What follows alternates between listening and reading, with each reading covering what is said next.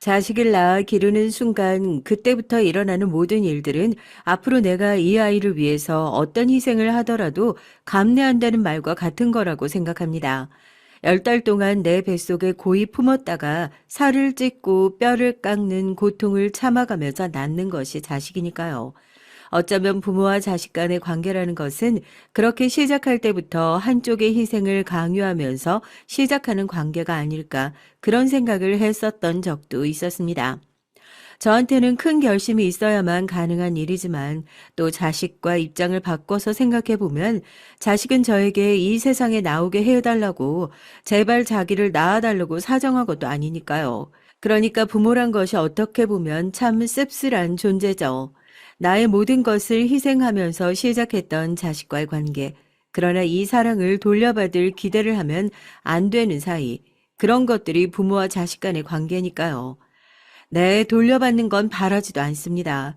자식한테 빚쟁이처럼 내가 너 이만큼 해줬으니까 너도 나한테 이만큼 해라. 그렇게 어줍지 않게 애정을 독촉하고 구걸할 생각조차 없었습니다. 남들과 조금은 다른 환경에서 혹시라도 우리 딸이 상처받을까 싶어 전 다른 엄마들보다 배로 더 많은 서러움을 참아가고 노력하면서 살아왔죠. 그런데 기껏 돌아온다는 것이라고는 딸의 감사와 사랑이 아닌 배신이라는 사실에 아직도 주체하지 못할 정도로 화가 나기만 해요. 정말 이 아이가 내가 배 아파서 낳은 친자식이 맞는 건지 의심스러울 정도라니까요. 엄마, 엄마가 날 좀 이해해주면 안 돼? 내 결혼식이잖아. 내 마음대로 좀 하게 해줘. 엄마는 왜 이렇게 이기적이야? 딸이 주인공이어야 하는 이런 날에 끝까지 엄마 욕심을 채워야 속이 시원하겠어? 이혼도 맘대로 해놓고 이제 결혼식에 오는 것도 맘대로 하겠다고? 그건 엄마가 너무 이기적이라는 생각 안 해본 거야? 하나밖에 없는 딸의 결혼식. 이혼을 했다는 이유로 혼주석에 앉지 못하게 됐어요. 당연한 일 아니냐고요? 아니요. 제 사연을 들어보시면 마냥 당연하게만 느껴지지는 않을 겁니다. 저도 말도 안 되는 이유로 고집을 부릴 만한 사람은 아닌걸요. 왜 제가 이 일을 기가 막히게 받아들일 수밖에 없는지, 저와 딸 사이엔 대체 무슨 일이 있었던 건지, 그럼 지금부터 얘기를 시작해 보겠습니다. 남편과는 대학교를 다니던 시절에 처음 만나게 됐어요. 한때 철없는 연애로 끝나게 될 줄 알았는데 군대까지 기다려주면서 사귀는 날이 길어질수록 아, 나 이 사람 아니면 다른 사람이랑은 연애 한 번도 못 해보고 청춘이 다 끝나겠네. 이런 생각을 했었다니까요. 그때까지만 하더라도 평범하게 연애를 하고 정말 평범한 사람들처럼 잘 지냈어요. 둘 다 어디서 촉망받는 그런 인재 정도는 아니었지만 대학교만 나오면 먹고 사는 일들을 어느 정도 보장되어 있는 그런 시대였기 때문에 둘 다 나름대로의 꿈을 가지고 살아가고 있었고요. 나 오늘 병원 다녀왔어. 임신이래. 벌써 2달 넘었대. 어떻게 해야 돼? 어? 뭐라고 말 좀 해봐. 그렇게 보고만 있지 말고. 괜찮을 거라고 했잖아. 내가 그래서 그때 약국 간다고 했었는데 네가 괜찮을 거라고 안 가도 된다고 그랬었잖아. 나 이제 어떡하냐고. 사실 딸아이는 철저한 계획 아래서 찾아온 축복 같은 존재는 아니었어요. 한때는 딸아이의 존재가 내 인생을 망쳤다고 생각하는 그런 못된 엄마였던 적도 있었습니다. 제가 먼저 대학교를 졸업하고 직장 생활을 시작하고 남편은 이제 막 졸업반이 되었을 때 저희에게 갑작스럽게 찾아온 생명이었어요. 그때는 남편도 그렇고 저도 그렇고 둘 다 너무 어렸었고 미래를 생각한다면 그때 아이를 지우는 게 둘한테 더 현명한 선택이었을지도 모르겠죠. 병원 가서 아기집이 생겼다. 산모님 건강도 이제부터 잘 챙기셔야 된다. 의사 선생님한테 그 얘기를 듣는데요. 아직도 눈, 코, 입도 알아볼 수 없는 사진 속에 아주 조그맣게 점으로 보이는 아이의 존재가 대체 뭐라고 그걸 보는 순간 제 안에서 모성애 같은 게 피어오르는 게 느껴지더라고요. 그때 결심했었죠. 혹시라도 남편이 아이를 키우지 않겠다고 하더라도 이 아이는 내가 끝까지 책임지고 키워야겠다 하고요. 어디 버리지도 않고 함부로 지우지도 않고 나에게 찾아온 이 소중한 축복을 끝까지 책임지겠다는 그런 사명감을 가지고 있었습니다. 그때 남편은 지금처럼 야가 빠지지도 않고 자기가 한 말과 행동에 책임지는 꽤나 괜찮은 사람이었어요. 그래서 임신을 했다고 망연자실하는 제 손을 꼭 부여잡고 자기가 모두 책임지겠다고 제대로 아빠 노릇하겠다고 그렇게 먼저 저에게 얘기를 해줬습니다. 당연히 양쪽 집안에서 모두 반대가 심했었죠. 아직 새파랗게 어리고 이제 막 사회생활을 시작할 정도로 어린 나이였는데 애는 어떻게 낳아서 키울 수 있겠느냐. 애는 무슨 잘못이냐. 이게 진짜 책임감인 것 같냐. 저희 아버지는 저한테 머리 밀고 절로 들어가서 절에서 애를 키우든지 말든지 앞으로 부모 얼굴 볼 생각하지 말라고 벌컥 화를 내실 정도였어요. 저 같아도 딸이 그렇게 일방적인 통보를 가지고 집으로 오게 된다면 버럭 화를 낼 수밖에 없었겠지만요. 여튼 부모님이 반대를 아무리 하신다고 해도 이미 뱃속에 아이까지 들어선 마당에 뭘 얼마나 더 말릴 수가 있었겠습니까? 결국 나중엔 그 절대로 나오지 않을 것 같았던 사위 며느리 소리를 서로 하시면서 마음의 문을 열게 되셨죠. 참 다행이라고 생각해요. 그렇게 남편과 급하게 결혼을 하게 됐습니다. 결혼을 준비하면서 남편도 회사에 취직을 하게 됐고요. 둘 다 회사 생활 시작한 지 얼마나 됐다고 모아둔 돈이 있겠어요. 그때는 거의 1,000만 원도 안 되는 돈으로 결혼식을 올렸던 것으로 기억합니다. 아무것도 없었지만 뱃속에 있는 아이 하나만으로도 든든함을 느끼면서 식장에 들어설 수 있었죠. 남편도 직장인이 된 후라서 열정적으로 일을 하기 시작했고요. 아무래도 남자 혼자 그냥 돈을 버는 것과 가족을 먹여 살리기 위한 가장이 된다는 것은 하늘과 땅 차이일 테니까요. 저는 아이를 낳고 난 이후엔 직장 생활을 계속 이어서 할 수 없었습니다. 예정에 없었던 임신이어서 회사에서 달가워하지 않았다는 것이 첫 번째 이유였고, 저희 딸이 어렸을 때부터 잔병 치레가 워낙 심했었거든요. 옆에서 하루 종일 애를 보고 있기만 해도 바쁜 날들이었죠. 여보, 회사 못 빼는 거야? 아니, 은별이가 이렇게 아픈데 어떻게 아빠란 사람이 병원 한 번을 못 와볼 수가 있어. 회사 일이 아무리 바빠도 그렇지. 자식 아프다는데 일도 못 빼준다는 거야? 내가 지금 며칠째 혼자서 병원 지키고 있는지 당신 알기나 해? 누가 들으면 난 뭐 회사에서 하루 종일 놀다 오는 줄 알겠어. 너 병원비는 네가 내냐? 애 아파서 저러고 병원에 입원하고 있으면 하루에 병원비가 얼마나 나가는데. 그거 벌려면 나도 회사 나가서 열심히 일을 해야 할 거 아니야. 아, 왜 이렇게 철없는 소리라고 그래? 하지만 아이를 키우면서 다정했던 저희의 사이도 조금씩 멀어지기 시작했어요. 애가 아파서 하루 종일 울고 보채고 급성 폐렴으로 병원에 입원을 했지만 남편은 아프다는 핑계로 집에조차 잘 들어오지 않는 상황에서 전 그야말로 육아에 관한 일은 독박을 쓰고 있는 상황이었죠. 아무리 그래도 아빠란 사람이 와서 애 아픈데 얼굴 한번 안 들여다보냐 타박을 하면 오히려 버럭 화를 내면서 자기가 지금 나가서 노는 줄 아냐. 그러면 자기가 집에 들어앉아 애를 볼 테니까 저한테 나가서 일을 해라. 화를 냈었죠. 그때 전 할 수만 있다면 아이를 어디든 맡겨놓고 회사로 다시 나가고 싶었어요. 제가 생각했던 결혼 생활이 전혀 아니었거든요. 사랑하는 남편과 남편을 닮은 딸을 낳고 화목하게 사는 모습을 그렸었는데 그건 제가 너무 꽃밭 같은 생각만 했었던 거죠. 애가 아프기 시작하니까 남편이랑 농담이 아니고요. 뒤돌아서면 싸우곤 했었습니다. 처음엔 저도 애가 아픈데 어떻게 와서 얼굴 한 번을 안 들여다보냐, 아빠라고 해서 싸질러 놓기만 하면 전부인 거냐 화도 냈었고요. 그런데 남편은 그런 저를 약 올리기라도 하는 것처럼 더 밖으로만 놔돌았어요. 핑계도 좋아요. 집에 들어오면 제가 잡아먹을 것처럼 화를 내서 집에 들어올 생각이 안 든다나요? 누가 들으면 애 들여다보지도 않는 것도 죄다 제 탓인 줄 알겠어요. 원래 남자는 모래알 같은 거라서 네가 꽉 쥐려고 하면 더 새어나가려고 하는 법이야. 일단 저 눈에서 힘 좀 풀고. 남편 볼 때도 이렇게 토끼 눈을 뜨고 그러냐 넌? 난 애 때문에 집에 들어와서 이렇게 살림만 하고 있고 아픈 아이를 돌보는 것도 오롯이 내 몫인데 남편은 뭐가 그렇게 잘났다고 매일같이 밖으로 놔두는지 또 친정이든 시댁이든 제가 남편이 이러저러해서 너무 힘들다. 왜 저렇게 혼자서만 태평한지 모르겠다 이러면 또 고지식한 어른들은 무조건 제가 잘못했다는 겁니다. 남자는 그렇게 꽉 쥐고 살면 안 되는 존재라나요? 그러면 뭐 남편을 내 딸 키우듯이 말도 함부로 하지 말고 가려서 하고 애지중지 불면 날아갈까 쥐면 터질까 그렇게 생각하면서 살아야 한다나요? 처음에 애를 갖고 결혼할 때까지만 하더라도 남편에 대한 저의 마음이 숫자로 따지면 100에 가까웠더라면 애가 조금씩 커가면서 99, 98, 97 그 숫자들이 조금씩 떨어지는 느낌이었어요.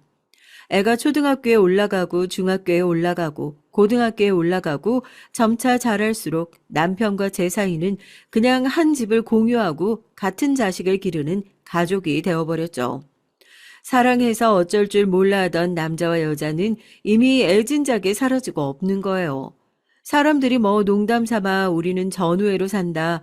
원래 남편이랑 마누라는 그런 관계다. 얘기를 했을 때도 전 믿지 않았었는데 딸의 중학교 이후로는 한 침대에서 남편이랑 같이 자본 적도 없어요.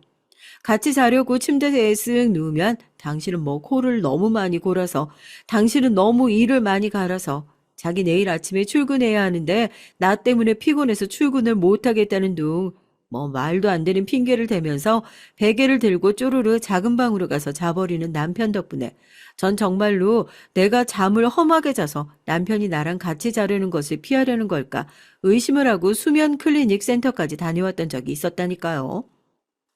그렇다니까요. 아, 나 술 그렇게 많이 안 마셔서 괜찮아요. 아유, 내 걱정하지 말래도 내일 출근 멀쩡하게 잘할 수 있어요. 네네, 걱정 마세요. 너 지금 거기서 뭐 하니? 누구랑 통화하고 있는 거야, 지금? 당장 핸드폰 일인데. 도둑질도 꼬리가 길면 잡히는 법이라고요. 제가 평소에 얼마나 호구같이 살았었으면 집에서 그 짓거리까지 하면서 저한테는 바람 피우는 거 절대 안 들킬 거라 생각했던 게 너무 웃긴 거예요. 그때가 저희 딸이 대학생 때였어요. 회사에서 회사 사람들이랑 술을 마시고 들어온다고 했던 남편이 아주 늦은 시간에 인사불성이 되어가지고 들어왔더라고요. 제 얼굴도 제대로 못 알아보고 아직도 회식 자리라고 생각하는지 사장님, 사장님 하면서 부를 때부터 어지간히 취했구나 생각했는데 자다가 시끄러운 물소리 때문에 제가 잠에서 깼죠. 전에도 종종 한 번씩 저런 적이 있었거든요. 술에 취해서 인사불성이 되어가지고는 자다가 구토를 해서 자기 옷을 빤답시고 욕실이며 세탁실에 냄새나는 옷을 제대로 넣어두지도 못하고 난리를 피우다가 잠에 든 적이요. 또 어지간히 취해서 자다가 실수를 했구나 생각을 했죠. 욕실에서 한참 그 난리를 피우던 남편이 세탁기가 있는 베란다 쪽에 가는 소리가 들렸어요. 저러다 말겠지 했는데 10분이 넘어도 들어오는 문소리가 안 들리는 겁니다. 저번처럼 또 세탁기에 빨래 집어 넣으려다 술 취해서 그 앞에서 잠든 게 아닌가 싶어서 아무리 꼴도 보기 싫은 남편이라지만 애아빠인데 어떻게 또 그렇게 자고 있는 것을 보겠어요. 딸도 같이 사는 집에서 아빠가 그렇게 흉한 모습 보여주는 것도 그렇고 어떻게든 남편 안으로 집어넣어 놔야겠다 하는 생각으로 베란다로 갔죠. 그런데 베란다로 다가갈수록 선명하게 남편의 목소리가 들리더라고요. 처음에 전 그 다정한 말투 때문에 제 남편의 목소리라고는 생각도 하지 못했습니다. 시계는 거의 새벽 2시를 가리키는 시간에 다정한 말투로 존댓말까지 써가면서 내일 회사에서 보자는 얘기를 하고 있는데 이건 누가 봐도 100% 바람이 맞구나 의심을 할 수밖에 없었죠. 베란다 문을 확 열어젖히니까 남편은 세탁기에 기대서 누군가와 통화를 하고 있었어요. 그 다정한 말투는 둘째 치고요. 결혼식장 이후로 남편이 그렇게 환하게 웃는 모습을 처음 본 것 같았거든요. 고작 누군가랑 통화를 하면서도 저렇게 웃을 줄 아는 사람이었구나. 그 생각을 하니까 열이 치밀어 오르대요. 남편은 저랑 눈이 딱 마주치자마자 아, 망했다 하는 표정이었고요. 시끄럽고 당신 변명 듣고 싶지도 않으니까 핸드폰 일이네. 당장 일이 내놓으라고. 얼어붙어 있던 남편이 제가 소리를 지르자마자 베란다 창문을 열어 창문 밖으로 자기 핸드폰을 냅다 집어 던졌습니다. 술에 취해서 한 행동이라고 보기엔 바람을 피우다가 의심받으니까 어떻게든 그 상황을 무마해 보려고 하는 행동으로밖에 보이지 않더라고요. 당신 지금 나 의심하는 거야? 아, 내가 하루 종일 회사에서 얼마나 열심히 일하고 회식도 회사 일의 연장선이야. 남편이 회식 갔다 와서 이렇게 속도 안 좋고 힘들게 있으면 해장국 끓여놓고 기다릴 생각은 못하고 뭐 바람? 너 집에서 요즘 드라마 보냐? 저한테 시나리오 쓰고 있다고 작가로 데뷔해도 되겠다고 말도 안 되는 소리라고 빠득빠득 우기고 있는데 기가 막혀서 말이 안 나오더라고요. 그래서 제가 어떻게 했냐고요? 밖에 나가서 남편이 집어던진 핸드폰을 미친 듯이 찾았습니다. 이게 무슨 불행 중 다행인지 몰라도 저희 집이 2층이거든요. 그렇게 높지 않은 층수니까 설령 핸드폰을 집어 던졌다고 하더라도 잘만 하면 멀쩡하게 고칠 수 있지 않을까 하는 생각으로 찾아 나선 거였는데 하필이면 남편이 핸드폰을 집어 던진 곳이 아파트 화단이라서 촉촉한 흙더미 위에 핸드폰이 안착하면서 남편과 연락하고 있던 사람이 누구인지 알아내게 됐어요. 핸드폰 번호를 저장해서 보니까 세상에 이렇게 황당할 수가 없더라고요. 그렇게 다정하게 통화했던 사람이 남편이 일을 하고 있는 회사의 여자 사장이었거든요. 얼마나 오래전부터 둘이서 불륜을 저질렀는지 회식날 전에 사장과 했었던 연락은 전부 다 지워져 있는 상태여서 그 당시에는 보이지 않는 정보를 추측할 수 있을 만한 상황도 아니었고요. 사람들이 당신 미친 여자인 줄 안다니까. 그걸 또 핸드폰을 가서 주워왔다고? 그래서 거기서 뭐가 나왔는데 사장님이랑 통화를 한 건 맞는데 내가 그냥 새벽에 술에 취해서 회식하고 전화를 건 거 사장님이 받아주고 있었던 거밖에 안 된다니까.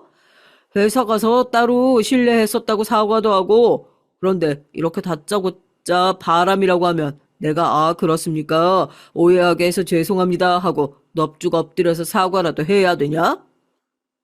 뭐? 기가 막혀서. 너 그 여자 그냥 사장 아니잖아. 누가 자기 회사 사장이랑 새벽 2시에 그렇게 다정하게 통화를 해. 당신 내가 들어왔을 때 그렇게 취해 있지도 않았었어. 그러니까 사장님이랑 불륜 저지른 거 걸릴까봐 그래서 나한테 안 들키려고 베란다 바깥으로 냅다 핸드폰 던질 정신이 남아 있었겠지. 아니면 왜 그랬는데? 해명해봐. 당신이 뭐 해명이라도 할 수 있는 입이라도 있어? 됐어. 이딴 쓰레기를 남편이라고 믿고 살았던 내 인생이 불쌍하지. 더 들을 것도 없어. 당장 이혼해. 나 당신이랑 더 이상 이렇게는 못 사니까 이혼하자고. 말 잘했다. 그래, 이혼해. 나도 당신처럼 이렇게 말도 안 되는 것 가지고 의심하고 사소한 것으로 꼬투리 잡는 사람이랑 더 이상 못 살겠으니까 나야말로 이혼하자. 뭐가 잘났다고 지가 먼저 남편한테 이혼을 하자고. 나 참 기가 막혀서. 물론 저도 엄마로서 잘못한 점은 있었죠. 딸과 함께 살고 있는 집안에서 매일같이 남편과 이혼을 한 해 만에 소리를 높여서 싸웠었고 그것 때문에 아마 저희가 이혼을 하기 직전까지 딸이 받았던 스트레스도 상당했을 겁니다. 하지만 이미 모든 상황을 다 알게 된 마당에 그것을 눈 감고도 살 수 있는 성인군자는 아니었어요. 딸을 불러다 앉혀놓고 얘기를 했죠. 너네 아빠가 지금 이런 상황이라 엄마는 이혼이라는 선택지를 선택할 수밖에 없었다. 그래도 양육권은 무슨 일을 해서라도 책임을 지고 뺏어올 테니까 걱정하지 말라고요. 근데 엄마, 여태 하는 일도 없었고 지금 당장 할 수 있는 일도 없잖아. 이혼하고 나서 외할머니 집 가서 살려고 한 거 아니었어? 엄마가 당장 양육권 가져온다고 해도 나한테 득될 게 뭐가 있는지 모르겠는데 그럴 거면 나 차라리 아빠랑 사는 게 낫지 않을까? 딸 얘기를 듣고 벙찔 수밖에 없었어요. 이 와중에 당연히 저를 선택할 거라고 생각했던 게 너무 바보 같았던 거였을까요? 딸은 그렇게 되면 이해타산이 안 맞아도 너무 안 맞지 않냐면서 자기가 엄마를 따라가서 지금 당장 좋을 게 뭐가 있냐고 오히려 난색을 표하더라고요. 거기서 눈치를 챘어야 했는데요. 아무리 그래도 네가 그 인간들이랑 어떻게 같이 살 수 있냐고 내 배 아파서 낳은 자식인데 남의 손에서 자라게 할 수 없다고 제가 오열에 가까운 절규를 하니까 그제서야 자기도 그런 뜻으로 한 얘기가 아니었다며 황급하게 상황을 수습했습니다. 그러나 전 딸을 믿어서는 안 됐어요. 본격적으로 남편과의 이혼 소송이 시작되고 나서 남편은 제 예상대로 자기는 외도를 저지르지 않았다. 모든 것은 다 제 정신이 이상해서 생긴 일이다. 회사에서 멀쩡하게 나가서 출근하는 사람을 바람을 피는 사람으로 의심할 정도로 제가 제정신이 아니라는 식으로 자기 변호인과 말을 맞추면서 저를 압박했어요. 정신과 상담을 받아보고 의부증이 없다는 소견서를 받아 제출하고 법정 싸움은 점점 진흙탕 싸움이 되어가고 있었죠. 저한테 그 법정 싸움에서 이기는 것은 굉장히 중요했습니다. 위자료 한 푼 두 푼을 더 받아보려고 아등바등 애를 썼던 게 아니라요. 어떻게든지 남편에게 잘못이 있다. 이 결혼이 파탄난 이후에는 내 잘못 하나 없이 오롯이 남편의 잘못만이 있다. 이걸 공식적인 사실로 남겨놓고 싶었어요. 결혼 생활에서 얻은 거 하나 없지만 결혼 생활을 마무리하는 데 있어서 그런 걸 바라는 제가 이상한 건가요? 엄마가 조금 지나치게 아빠를 의심했던 때도 있었어요. 두 분이서 자주 싸우기도 했고요. 싸울 때마다 엄마가 아빠한테 너 누구랑 바람 피우는 거 아니냐 이런 식으로 의심을 했던 것도 많이 들었었고요. 그날도 결정적으로 저한테까지 아빠 핸드폰을 찾으러 같이 가자고 너네 아빠 바람핀 거 이번에 꼭 잡아야 한다는 식으로 말씀하셨거든요. 이미 아빠가 바람을 피고 있다고 어느 정도 확신을 하고 있으신 것 같은 느낌이었습니다. 믿었던 딸에게 법정에서 이렇게 뒤통수를 3개 맞을 줄 누가 알았겠어요. 결국 제 이혼 소송의 결과 패소로 가는데 가장 큰 역할을 했던 건 남편의 변호인단도 아니었고 그 여사장도 아니었고 제가 10달 동안 소중하게 품고 있었고 제 배 아파서 낳은 제 자식 바로 제 딸이었습니다.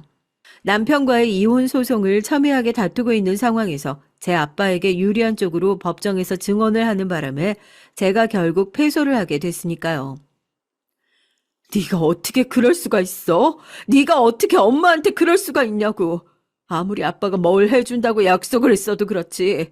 내가 네 엄마야. 너 낳아준 엄마라고. 너 다시는 엄마 얼굴 안 보고 살 자신 있어서 그랬던 거야? 대답 좀 해봐. 네가 어떻게 나한테 그러냐고. 법정 밖에서 딸의 어깨를 울면서 붙잡아 흔드는 절 남편이 떼어놓더니 어깨를 감싸고 가버리더라고요. 아무래도 남편이 딸이 법정에서 자기한테 유리한 증언을 할 수 있도록 일찌감치 손을 써놓은 듯한 느낌이었습니다. 그렇게 이혼 소송에서 지고 법정 다툼에서 들어간 돈까지 고스란히 제 몫이 됐고 오래된 결혼 생활에선 마음에 남은 상처와 오랜 시간 동안 들어갔던 제 노동력 후에 돈도 되지 않는 것들만 남겨놓고 그렇게 마무리되었습니다. 그렇게 전 친정으로 다시 돌아가게 됐고요. 한동안은 밥도 제대로 먹지 못할 정도로 그 충격이 상당했어요. 누구라도 그랬을 겁니다. 딸까지 한패가 되어서 저를 배신한 느낌이었으니까요. 더더욱 충격적이었던 건 아는 지인들을 통해서 듣게 된 남편의 재혼 소식이었어요. 이혼 소송 패소라는 결과를 받아들고 6개월도 안 되는 시점이었거든요. 그렇게 불륜이 아니라고 그냥 회사에서 만난 사이일 뿐이라고 우겨대더니 결국 제 예상이 맞았던 거였습니다. 이제 와서 문제를 삼으면 이혼을 하고 나서 서로를 위로해 주다가 만났다는 그런 말도 안 되는 핑계를 대면서 또 한 번 사람을 기망했죠.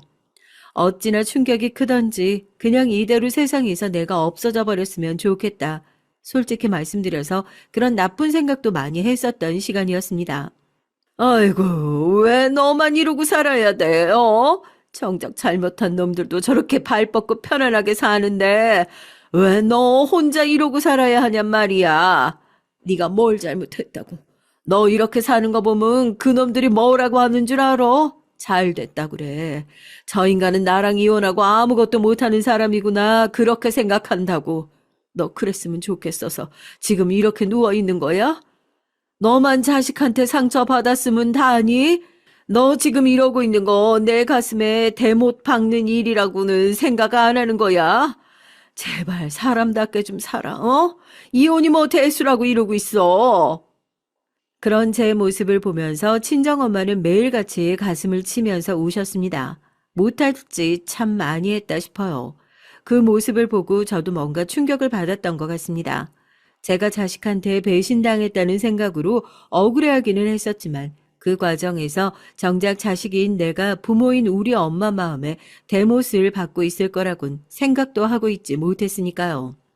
엄마의 충격 요법이 제대로 먹혀 들어간 탓에 전 그렇게 다시 한번 제가 받았던 상처를 털고 일어날 수 있는 계기가 됐어요. 직장도 없고 그나마 있던 돈은 저희 쪽 변호사와 재판 비용을 지불한다는데 다 써버린 상황이었죠. 뭘 해볼까 하다가 제가 그때 한창 부동산 쪽에 관심이 많았었거든요. 나이 먹은 사람도 공인중개사 자격증만 가지고 있으면 얼마든지 직장을 구하기가 쉽다. 이 얘기를 들어가지고 공인중개사 시험에 도전했었어요. 공부고 뭐고 하도 쉰지가 오래되어서 당연히 쉽지 않긴 했지만 그래도 뭐라도 집중할 구석이 하나 생기니까 다른 생각을 하는 건 확실히 줄어들더라고요. 딱 그렇게 1년을 공부해서 공인중개사 자격증을 따게 됐고 중개사 사무실에 들어가 일을 시작하게 됐어요. 사람 인생이란 게 나쁜 일이 있으면 좋은 일도 오는 법이라고 저는 그 중개사 사무실에 들어간 것이 제 인생을 바꾸는 좋은 일이자 전환점이 되지 않았나 그렇게 생각을 합니다. 거기서 만난 사장님은 제가 이혼을 했다는 사정도 아시고 그렇게 새롭게 인생을 준비하고자 한다는 얘기를 듣고 물심양면으로 저를 밀어주셨거든요. 여자 사장님이셨는데 본인은 가진 게 워낙 많아서 뺏길까 걱정돼서 결혼도 안 하시는 분이라면서요. 자식 때문에 상처만 받았다는 대목에서 본인이 더 안타까워하시면서 얼른 털고 일어나야 한다고 일감이 있으면 저를 더 몰아주고 남들에게 가르쳐 주지 않는 일도 더 많이 가르쳐 주셨죠. 저도 거기서 그냥 아 그렇습니까 그런가 보네요 하고 넘어갔던 것이 아니라 정말 이 악물고 죽자 사자 배웠던 것 같아요. 이제 나한테 남아있는 방법은 이것밖에 없다. 이걸 해서 성공하고 성공해서 저 사람들 코를 납작하게 해주는 것이 내가 할 수 있는 최고의 복수다. 이렇게 생각했죠. 그런 악바리 정신이 통했는지 몰라도 그 일은 제가 하면 할수록 저한테 더 많은 것을 가져다 줬습니다. 돈은 물론이고 건물을 중개하는 과정에서 좋은 사장님들도 많이 만났거든요. 인생에 피가 되고 살이 되는 조언들도 다 일을 하면서 들었던 것들이에요. 한 3년 정도 지났을까요? 이제는 개인 사무실을 내는 것을 고민하고 알아보고 있을 정도로 커리어 면에선 성공한 사람이 되어 있었죠. 저를 아는 사람들은 제 팔자에 결혼이 없었나 보다고 오히려 이혼하고 나서 더 잘 나가는 거 보니까 결혼이 제 운을 막고 있었던 것 같다고 농담처럼 그런 얘기도 할 정도라니까요. 저도 완전히 틀린 소리는 아니라고 생각하지만요. 제가 말씀드렸잖아요. 딸을 믿었던 만큼 실망감도 컸다고요. 그 뒤로 딸이랑은 다시 연락을 하게 될 일이 없을 줄 알았는데요. 먼저 딸에게서 연락이 왔을 땐 정말 깜짝 놀랐습니다. 이걸 받아줄까 말까 고민을 할 새도 없었죠. 자식한테 온 연락이었잖아요. 안 받는다는 선택지는 애초에 저한테 있지도 않았습니다. 그렇게 헤어질 때 미운 놈이었는데 혹시라도 무슨 일이 생겼나 덜컥 겁부터 나는 게 그래도 내가 아직 애엄마구나 싶더라고요. 엄마, 미안해. 내가 그때 엄마한테 그렇게 하는 게 아니었는데 아빠랑 그 아줌마가 그렇게 안 하면 다 다칠 거라고 협박을 해서 나 그 뒤로 얼마나 후회하고 살았는지 몰라. 두 사람 재혼하고 나서 난 거의 자식 취급도 안 해. 집에서 투명인간 취급이야. 나 정말 힘들어서 어떻게 살아야 할지 모르겠어. 엄마, 정말 미안해. 혹시 나 좀 도와줄 수 있을까? 갑자기 무슨 일로 연락을 했나 했더니 다짜고짜 전화해서 저한테 사과를 하더라고요. 자기가 다 잘못했다고, 다 미안했었다고 하면서요. 아니라 다를까 이혼 소송이 한참 진행되던 당시에 남편의 상간녀와 남편이 함께 딸을 찾아와서 협박에 가까운 설득을 했었답니다. 이혼 소송에서 자기네들한테 유리한 증언을 하지 않으면 설령 본인이 저한테 온다고 하더라도 제대로 살지 못하도록 무슨 수를 써서라도 갈라놓을 거라고 말입니다. 그 말을 믿었던 딸은 재판에서 잘못된 증언을 했고 그 결과로 제가 그렇게 고생하게 될 거라고는 상상도 하지 못했었다고요. 딸이 재판에서 한 증언이 위중이라는 결정적인 진실을 알게 됐지만 그렇다고 어떻게 내 배 아파서 낳은 딸을 위중죄로 또 고소를 할 수 있겠어요. 이제 와서 판결을 뒤집는다고 한들 뭐가 달라질 거며 전 이미 인생에서 그들에 대한 미움을 배제하고도 이렇게 멋있게 잘 살아가고 있는데요. 그건 둘째치고 도와달라는 딸의 얘기가 영 마음에 걸리더라고요. 그래도 내 배 아파서 낳은 자식인데 집에서 제대로 된 대접도 못 받고 살고 있다는 얘기에 너 잘됐다 쌤통이다 할 정도로 제가 딸에게까지 악감정을 품고 있진 않으니까요. 나 사실 그때 법정에서 아빠한테 유리한 증언을 해주면 집을 하나 해주겠다고 약속을 받았거든. 이번에 결혼 준비를 하게 됐는데 그쪽 집안도 꽤나 괜찮아서 신혼집 계약금은 우리 쪽에서 내라 이렇게 얘기를 했었단 말이야. 난 당연히 결혼을 하고 나면 집을 합칠 거니까 원래 가지고 있었던 집을 팔아서 그 계약금을 보태고 남은 걸로는 결혼 준비를 할 생각이었는데 알고 보니까 명의가 내 이름으로 되어 있지도 않더라고. 그 아줌마 이름으로 되어 있는데 내 결혼엔 한 푼도 보태줄 수 없다고 그러는 거야. 엄마, 나 진짜 이대로 시댁에서 파혼당할지도 몰라. 내가 오죽하면 이혼한 엄마를 찾아봤겠어. 나도 사람인데 염치란 게 있는 사람인데 엄마가 나 제발 한 번만 도와주면 안 될까? 응? 그렇게 딸과 한 번 연락이 닿고 나서부턴 꾸준히 연락을 하면서 지내고 자주는 아니더라도 가끔 만나서 차도 마시고 밥도 같이 먹고 그런 사이로 지냈어요. 이혼을 한다고 한들 부모 자식 간의 관계가 완전히 끊기는 건 절대 아니잖아요. 혈연을 어떻게 그렇게 끊어낼 수 있겠습니까? 저도 이제 공인중개사 일을 하면서 바쁘게 잘 지내고 있었고 딸을 만날 때마다 용돈도 챙겨주고 잘 지내라고 안부도 묻고 챙겨주고 하다 보니까 딸도 제가 많이 편안해진 모양이에요. 얼마 전에는 결혼을 할 남자친구라면서 저희 사무실로 데리고 와서 인사를 시키기까지 했었거든요. 그러던 중에 저한테 갑자기 저런 부탁을 하는 겁니다. 솔직히 많이 고민스러웠죠. 이혼을 한 마당에 제가 딸을 도와줘야 할 의무도 없었지만 저렇게까지 사정이 급하다고 하는데 엄마가 되어서 딸을 외면하는 것도 말이 안 된다고 생각했고요. 제가 그땐 마음이 너무 물러터져 있었던 것 같습니다. 한 번만 도와주면 결혼식 끝나고 나서 아빠랑 잘 얘기를 해서 집 정리를 해가지고 그 돈 엄마한테 확실하게 돌려주겠다. 엄마가 정 믿지 못하면 내가 돈 빌리겠다는 차용증이라도 작성을 하겠다. 얘기를 하더라고요. 뭐 딸을 믿지 못하는 것이 아니라 혹시라도 나중에 증여나 뭐 이런 귀찮은 문제들이 생길까 싶어 이자 없이 돈을 빌려주겠다는 차용증을 한 장 작성하긴 했어요. 그리고 딸의 결혼을 앞두고 아파트 계약금을 제가 손수 다 마련해 줬고요. 결혼식장은 정했어? 그거 아니더라도 뭐 필요한 거 있으면 엄마랑 같이 가. 괜히 아빠한테 얘기해서 싫은 소리 듣지 말고. 계약금을 받을 때까지만 하더라도 나는 엄마밖에 없다. 엄마 덕분에 겨우 살았다. 저한테 애걸복걸 하던 딸은 계약금을 받고 나서 한동안 결혼에 대한 얘기도 전하지 않을 정도로 감감무소식이더라고요. 딸이 돈을 갚지 않을까봐 걱정이 돼서 연락을 먼저 했던 건 아니고 혹시라도 저랑 연락을 하는 것을 집에서 알게 되어 딸에게 무슨 일이라도 생겼을까봐 걱정스러워서 연락을 했었던 거였습니다. 결혼식을 한다는 얘기까지는 들었는데 그 뒤로 뭔가 전달해주는 얘기가 없으니까 결혼식은 잘 준비되고 있는 건지, 뭐 예식장은 정한 건지, 날짜는 다 받아놓은 건지, 전 엄마니까 당연히 궁금한 게 많잖아요. 그때마다 딸애는 마치 저에게 결혼식을 알리기 싫기라도 한 것처럼 뭐 얘기를 하고 있는 중이다. 정해지면 나중에 얘기를 해주겠다라고 하면서 은근히 말을 얼버무리는 느낌이더라고요. 딸이 저한테 자신의 결혼 소식을 알리기 싫어해서 일부러 그러고 있을 거라고는 상상도 못했습니다. 그날도 평소처럼 제가 먼저 연락을 해서 딸과의 식사 약속이 있었던 자리였어요. 식사를 하던 중에 제 중요한 고객님 중 한 분한테 전화가 왔었고요. 딸한테는 미안하지만 잠깐 통화를 하고 와야 할 것 같다고 양해를 구하고 자리에서 일어났습니다. 사장님, 어쩐 일이세요? 그때 중개해드린 건물 값이 많이 올랐더라고요. 좋으시겠어요. 어쩜 안목이 그렇게 좋으신지. 제가 사장님 쫓아다니면서 일 배워야겠다니까요.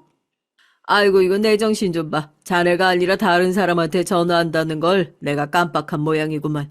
요즘 나이가 먹어서 이렇게 깜빡깜빡 한다니까. 내가 그것 때문에 고맙다는 얘기하려고 전화를 잘못 걸었나 보구만. 하여튼 자네도 어려운 일 생기면 언제든지 연락하고. 내가 아주 도움 많이 받고 있어. 미안하네. 잘못 걸려온 전화를 기분 좋게 끊고 다시 딸과의 식사를 마무리하려고 다가가고 있었죠. 제 통화가 꽤나 길어질 거라고 생각했는지 딸애가 누군가와 통화를 하고 있는 것이 선명하게 들렸어요. 저는 참 어쩜 이런 기가 막힌 타이밍에 등장하는지요. 남편도 그렇고 딸도 그렇고 이 공간에 저와 함께 있다는 사실을 뻔히 알면서도 어떻게 두 사람 모두 당당하게 저한테 비수를 꽂을 수 있는 소리를 할 수 있는 건지 내 딸이 아니라 남편 딸이구나 싶더라고요. 그 통화 내용을 듣고 어찌나 큰 배신감을 느꼈는지 말로는 다 할 수 없었습니다. 아니, 그렇다니까. 자꾸 결혼식 날짜를 물어보는데 이러다 혼주석에 앉겠다고 그럴까봐 걱정이야. 일단 급해서 돈 먼저 빌려다가 갚아놓긴 했는데 아빠는 엄마한테 얘기해봤어? 그거 명의 내 앞으로 좀 돌려달라고. 나도 그거 빨리 갚아버려야 속이 덜 찜찜할 거 아니야. 하여튼 잘 좀 얘기해봐. 뭐? 혼주석은 무슨 혼주석이야. 당연히 엄마 앉혀야지. 결혼식 날짜 언제인지 얘기도 안 할 거야. 괜히 엄마 심기 거슬렸다가 나 그 집 못 받으면 어쩌려고. 난 가난한 엄마보단 부자 엄마가 훨씬 좋아. 하여튼 아빠도 입 조심해. 애초에 딸애는 돈을 목적으로 저에게 접근한 거였다는 걸 그 짧은 통화를 통해 바로 알 수 있었어요. 더군다나 전화에 대고 엄마 소리를 자연스럽게 하는 건 제가 아닌 남편의 상관녀였습니다. 이미 전 이혼을 한 그 순간부터 딸에겐 돈 없는 엄마, 가난한 엄마로 인식되어 있었던 거죠. 자기의 결혼 생활에 보탬이 될 수 있는 건 지금 당장 자기의 부자 엄마에게서 돈을 받을 수 없는 상황이니 임시 방편으로 메꿀 수 있는 딱 그 정도의 사람이라고요. 너무 충격을 받아서 그대로 뒤돌아서 식당을 도망치듯 빠져나왔습니다. 딸애는 모를 거예요. 제가 그 전화를 엿듣고 있었다는 것을요. 일 때문에 급하게 자리를 뜨게 됐다고 얘기를 하고 그렇게 집으로 소주 한 병을 사서 돌아왔습니다. 거실 바닥에서 울면서 술을 마셨어요. 이제는 돈도 벌대로 벌었고 자식한테 도움을 줄 수도 있는 엄마가 돼서 참 다행이라는 생각을 했었는데 자식은 절 그냥 급할 때 돈을 빌릴 수 있는 ATM 기계 정도라고 생각하고 있었구나.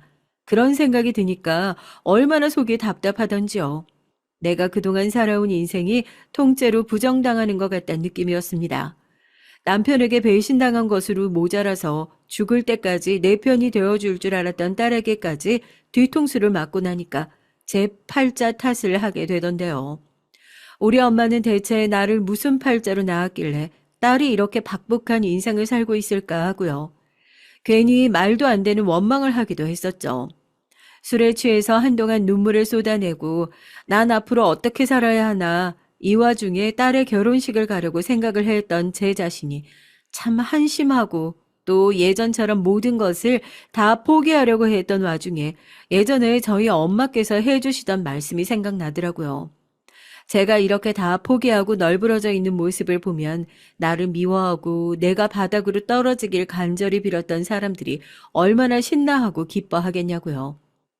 왜 갑자기 그 순간에 딱 그 생각이 났는지 모르겠지만 정신이 번쩍 차려지더라고요. 바닥에서 벌떡 일어나서 저도 전화를 한 통 걸었습니다. 사장님, 저예요. 아까 그러셨죠? 뭐 힘든 일이 있으면 언제든지 얘기하라고요. 저 평생 사장님한테 건물 중개하면서 중개 수수료 안 받아도 좋으니까 이번에 저 한 번만 도와주세요. 도저히 제 힘으론 될 것 같지 않아서 그래요. 바로 제가 건물을 자주 중개하던 그 큰 기업의 사장님이자 저의 오랜 단골 고객이었습니다. 무슨 일이냐고 자초지종을 묻는 사장님에게 내일 말짱한 정신으로 다시 만나서 다 말씀을 드리겠다 얘기를 했죠. 그렇게 다음날 사장님에게 찾아가 제 사연을 처음부터 끝까지 다 털어놓았습니다. 제가 맨 처음에 공인중개사 일을 시작했을 때 함께했던 사무실의 사장님도 함께 가주셨고요. 그동안 그 집에서 두 번씩이나 가족들에게 뒤통수를 맞은 얘기를 듣고 사람들도 다 혀를 내두르더라고요. 그렇게 뻔뻔한 가족들이 다 있나 하고요. 내가 지금 상간녀한테 혼주석을 뺏겨서 억울해서 그러는 게 아니라요. 그 믿고 살았던 가족들한테 두 번, 세 번 뒤통수 맞아가면서 나는 그래도 가족이라고 한 번 복수할 생각을 안 했어요. 그냥 그럴 수도 있겠지. 내가 복수해서 뭐 할 거야 이런 생각만 하고 살았죠. 그러니까 그 사람들도 나를 만만하게 봤구나 싶어서요. 저 이제 이대로 당하고 살지 않으려고요. 딸이 다라는 생각 안 하고 나를 배신한 사람이다 그렇게 생각하고 제대로 보여주고 싶어요. 복수국 한번 제대로 해보려고요. 나 배신했던 인간들한테. 그렇게 저희 셋은 머리를 맞대고 결혼식장을 완전히 뒤엎어버릴 복수의 계획을 짜기 시작했습니다.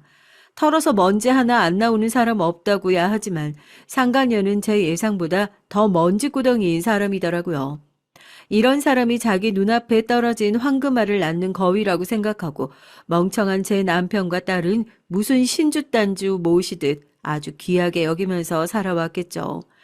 그 사람들의 얼굴이 어디까지 망가질 수 있을지 복수극을 준비하는 동안 너무 기대돼서 심장이 터질 뻔했습니다.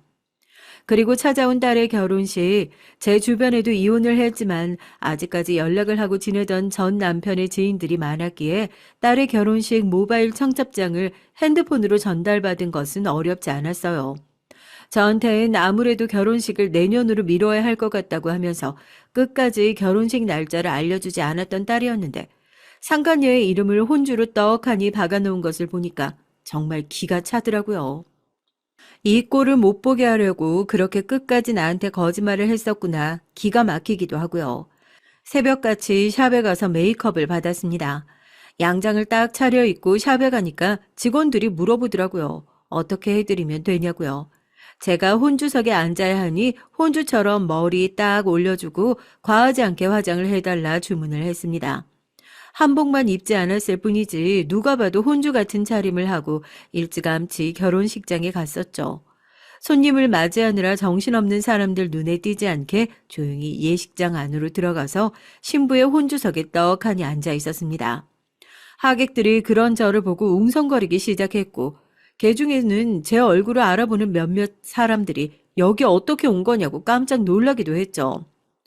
어떻게 오긴요? 내 딸 결혼한다는데 내가 혼주석에 앉는 게 당연한 거 아니겠어요? 난 또 사람들이 하도 수근거리길래 무슨 일 났나 싶었는데 내 얘기였던 거예요? 당당한 제 모습에 사람들도 보통 미친 게 아닌가 보다 다들 혀를 내둘렀고요. 밖에서 하객들을 맞이하고 있던 제 전 남편과 딸 그리고 전 남편의 상간녀에게도 그 소식이 들어갔던 모양인지 신부 대기실에 있던 드레스를 입은 딸까지 결혼식장 안으로 뛰어들어 왔습니다. 딸의 얼굴이 사색이 되어서 제 팔을 막 잡아 끌더라고요. 지금 여기서 뭐 하는 거냐고 당장 나가라고요. 제가 그런 딸을 비웃으면서 팔을 탁 쳐냈어요. 넌 결혼식을 내년에 한다더니 그 결혼식이 또 앞당겨진 모양이다. 내가 너 낳아서 혼주석에 앉아있겠다는데 뭐가 문제니? 사돈들 빨리 들어오시라고 해. 상견례장에서 얼굴 한번 못 봤는데 제대로 얼굴 뵙고 정식으로 인사라도 드려야 되지 않겠어? 딸의 사돈들도 그 소란을 듣고 우르르 달려오게 됐고 전 남편의 상간녀는 지금 당장 나가지 않으면 경찰을 부를 거라고 저를 협박하기 시작하더라고요. 제가 그 얘기를 듣고 혼주석에서 막 웃었어요. 지금 누가 누구를 경찰에 신고한다고 그러는지 기가 막혀서요.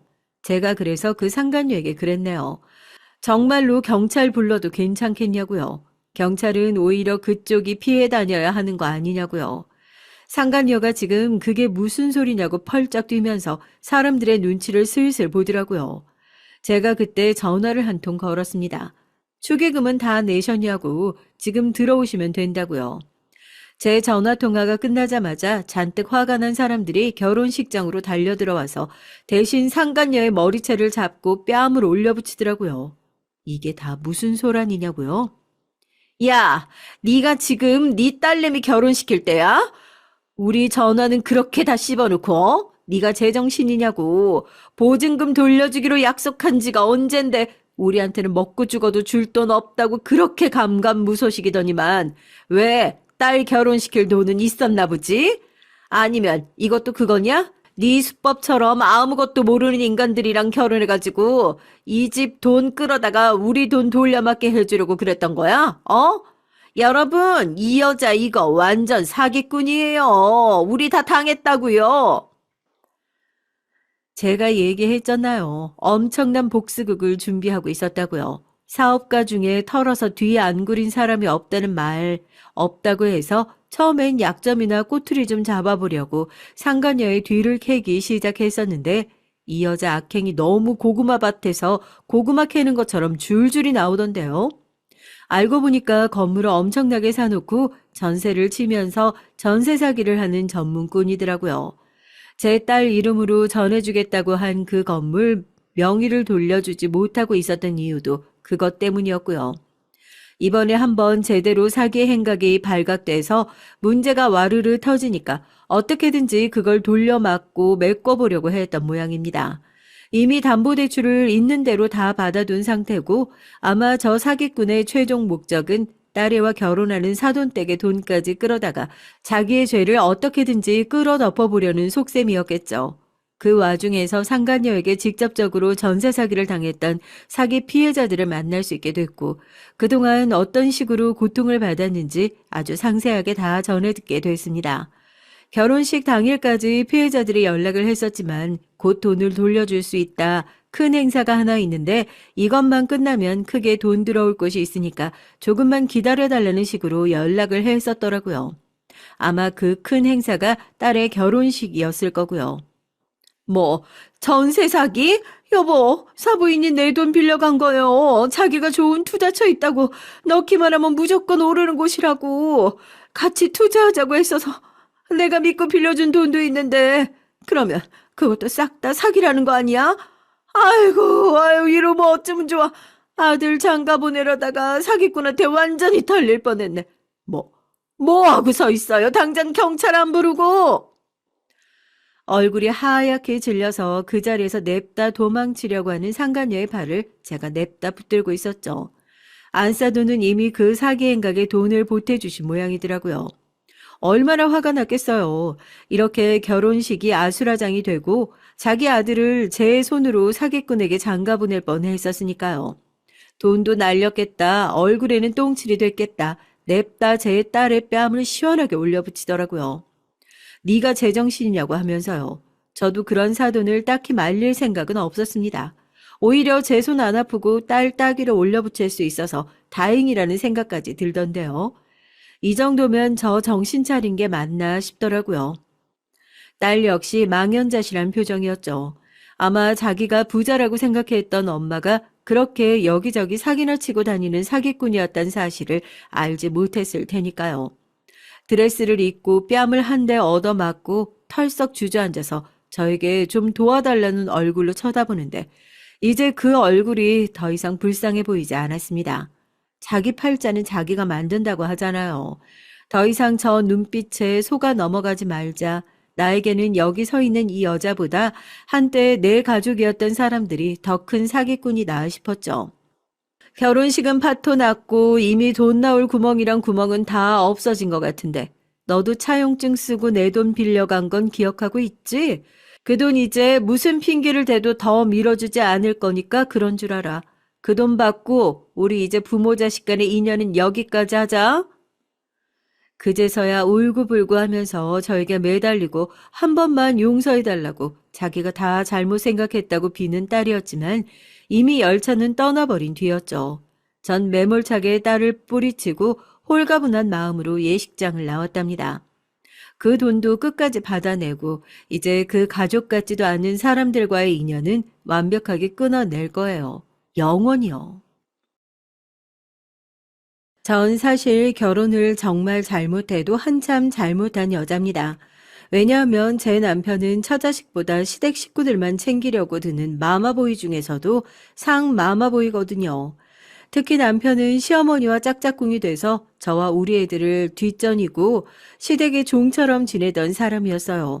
결혼하기 전엔 저한테 잘해주겠다고 하더니 결혼하고 나서부터는 정말 자기 부모만 챙기는데 그 꼴을 보다 못해서 제가 이혼을 하려고 하고 있습니다.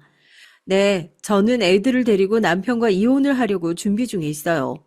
제가 어쩌다 이런 지경까지 왔는지 여러분 궁금하시지 않으신가요?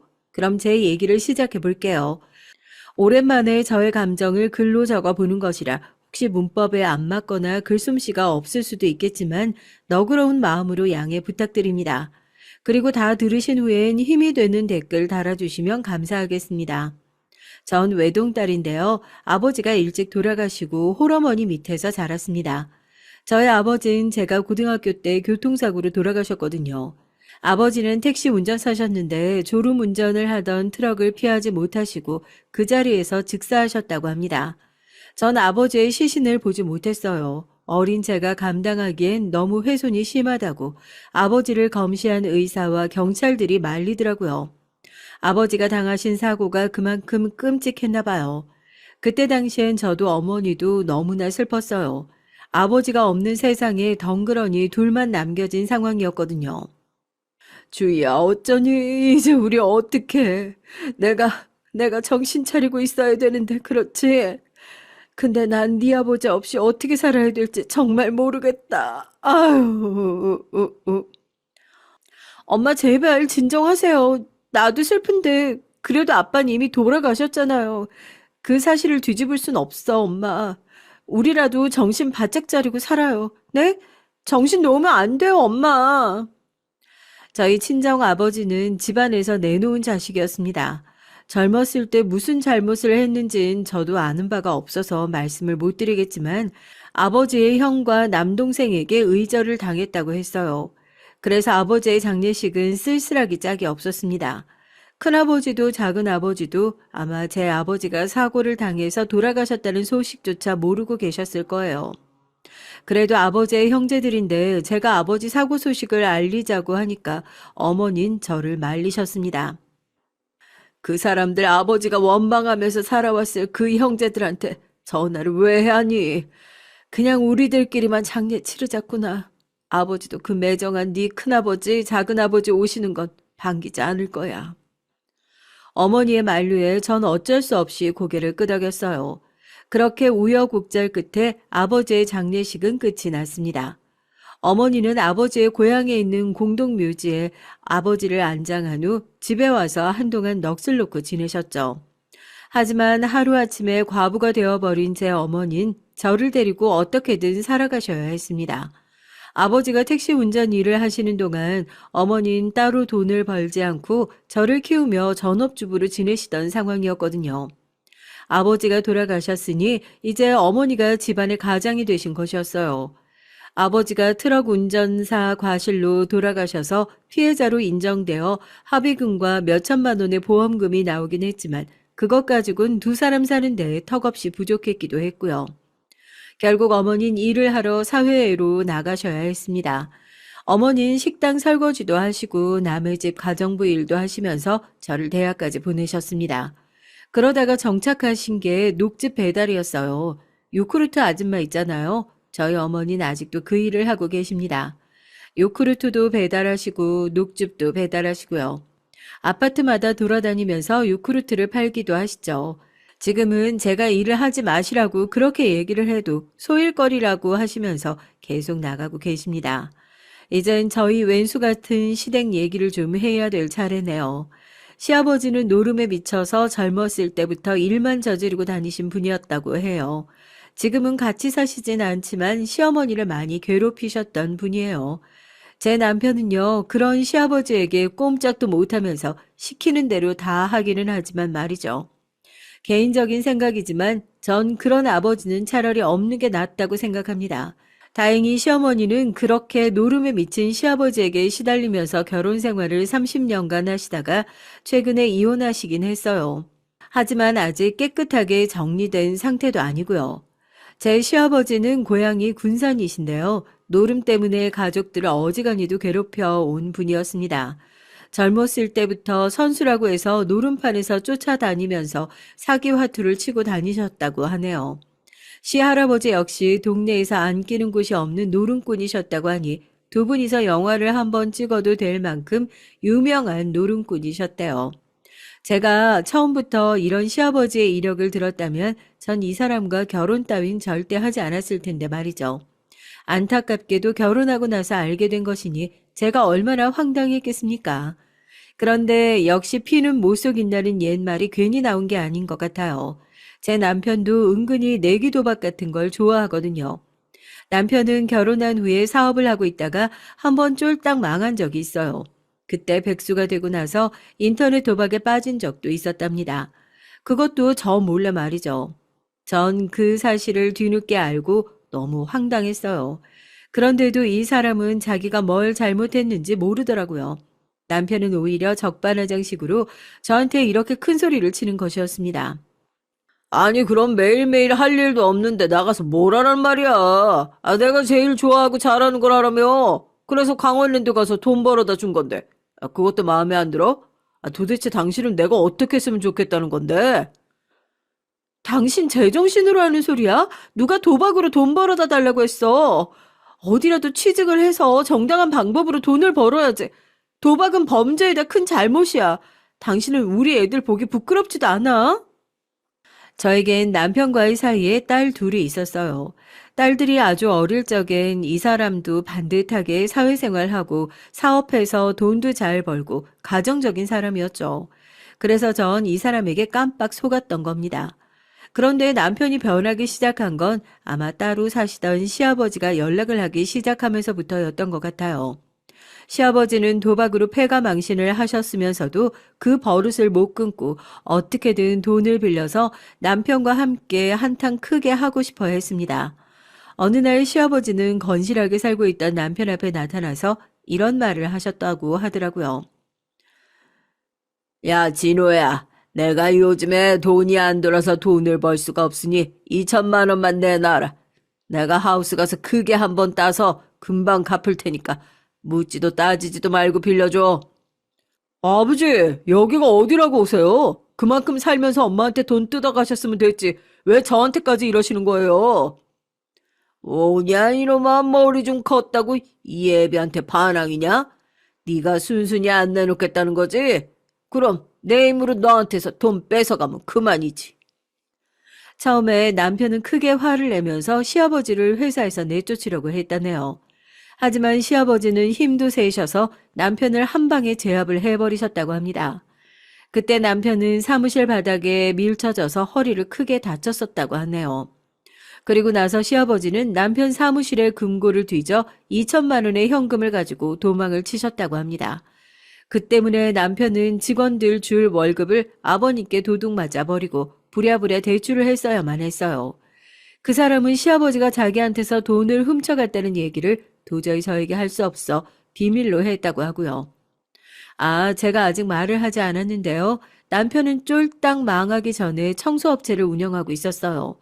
요즘 기업체나 사무실, 학원 등에서 청소해달라고 하는 수요가 많잖아요.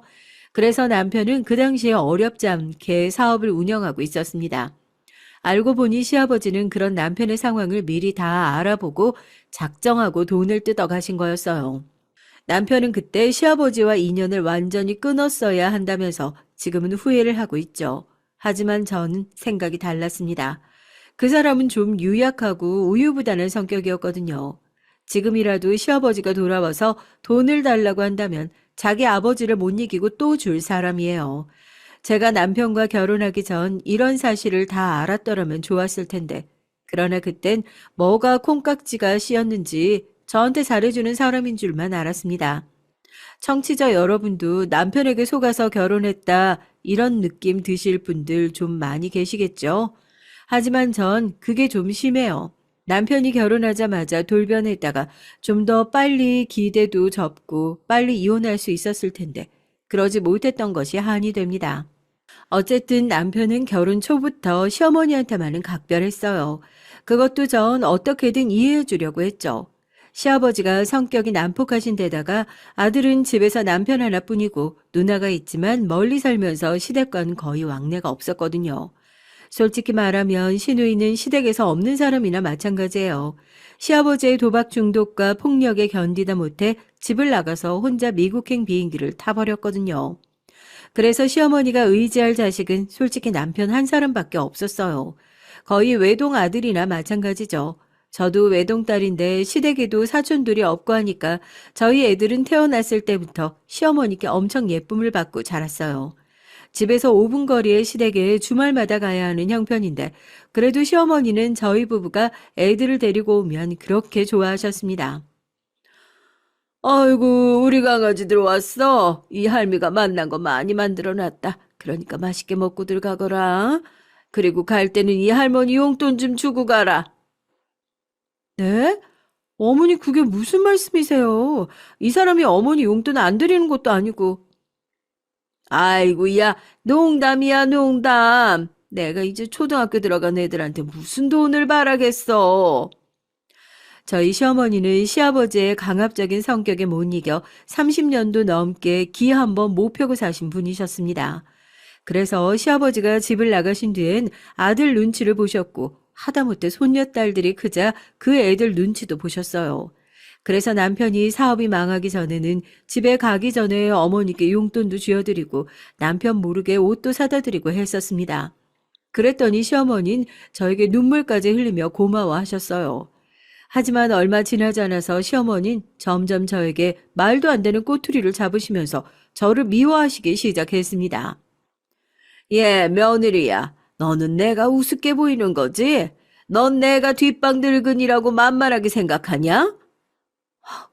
어머니, 그런 거 아니에요. 또 무슨 소리를 듣고 오셔서 그러시는 거예요? 아니, 옆집 할망구는 아들 며느리가 그 칠순이라고 잔치도 해주고 해외여행도 보내줘서 중국 장가게인가 거기도 갔다 왔다고 하더라. 근데 넌 뭐 하는 거냐? 이 시애미는 그저 만만히 볼 늙은이라고 생각하는 거지? 어머니, 옆집 할머니 아들은 돈을 잘 버니까 그러죠. 어머니 아들은 지금 백수라고요, 백수. 아, 답답해. 제 속을 누가 알겠어요. 어머니까지 이러면 저 어떡해요?